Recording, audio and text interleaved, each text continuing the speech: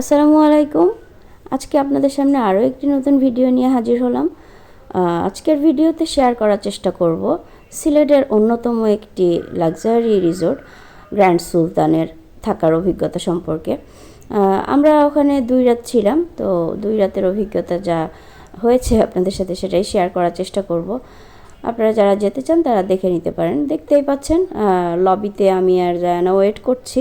অনেক বড় একটা লবিতে অনেক মানুষ একসাথে ওয়েট করতে পারবে এবং আসলে গ্র্যান্ড সুলতানের জায়গাটা অনেক অনেক বেশি বড়। সেখানে ওদের লবিটাও অনেক বড়। ওখানে হচ্ছে রিসেপশানে শোভন প্রাইমারি কাজগুলো শেষ করে নিচ্ছে, আমি আর জায়ানা এখানে ওয়েট করছি আর আপনাদের জন্য কিছু ভিডিও করার চেষ্টা করছি।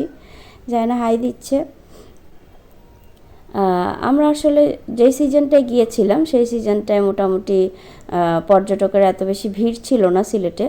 এই জন্য গ্র্যান্ড সুলতান ফাঁকা থাকলেও গ্র্যান্ড সুলতানে আসলে সবসময় ভিড় থাকে, ওদের স্থানীয় প্রোগ্রাম থাকে, অনেক কিছুই থাকে। তো দেখতে পাচ্ছেন আসলে গ্র্যান্ড সুলতানটা পুরো ছবির মতোই সাজানো। এখানে আমাদের যে রুম, সেই রুম থেকে বাইরের ভিউটা দেখানোর চেষ্টা করছি। সুইমিং পুল এরিয়া এবং বাচ্চাদের প্লে জোনটা আমাদের রুম থেকে দেখা যাচ্ছিল। এটা হচ্ছে আমাদের রুমটা বিশাল বড়, মোটামুটি অনেক বেশি ভালোভাবে ডেকোরেটেড করা। এখানে দেখতে পাচ্ছেন হচ্ছে বড় বড় ল্যাম্পশেড দেয়া এবং বড় একটি আয়না, একটি টিভি এবং কিছু কমপ্লিমেন্টারি ওয়াটার দেয়া আছে। ওয়াশরুমটা দেখানোর চেষ্টা করব। ওয়াশরুমটা অনেক বেশি নিট অ্যান্ড ক্লিন এবং একটা বড় বাথটাব আছে। সুন্দর ওয়াশরুমের স্পেসটাও অনেক যথেষ্ট বড়। তারপরে হচ্ছে আপনারা দেখতে পাচ্ছেন এখানে কমপ্লিমেন্টারি কিছু আইটেমস দেয়া আছে, কমপ্লিমেন্টারি ওয়াটার এবং কমপ্লিমেন্টারি কফি।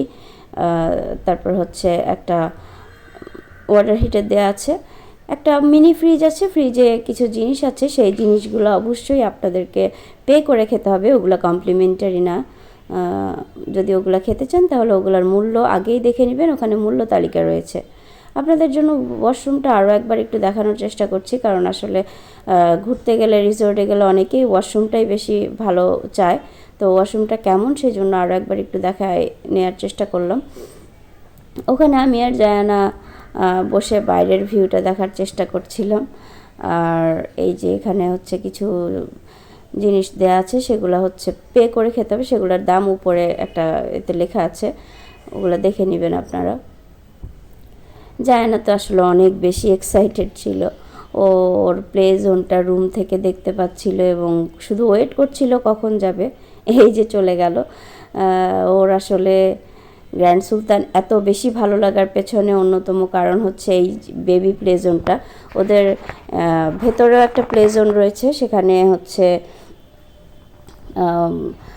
রুমের ভেতরে খেলা যায় এরকম অনেকগুলা গেমস আছে। তারপরে এখানে হচ্ছে আউটডোর গেমসগুলো অনেক বেশি ভালো লেগেছে ওর।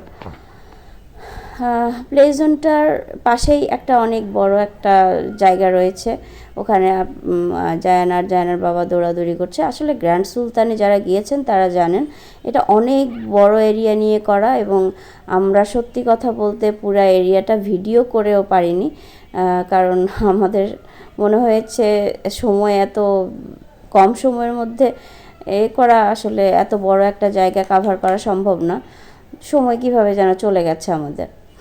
জায়ানা খুবই মজা পাচ্ছিল এবং সে ওখান থেকে আসার পরেও সব সময় শুধু বলতেই থাকে যে আমি আবারও গ্র্যান্ড সুলতান যাবে। সে তার এত জায়গা ভিজিটের পরে গ্র্যান্ড সুলতানটাই তার অনেক বেশি ভালো লেগেছে। আসলে ভালো লাগারই কথা, মানে অনেক রকমের গেমস ছিল যেগুলো আমরা পুরোপুরি ভিডিও করতে পারিনি, আগেই বলেছি, সেজন্য দুঃখিত।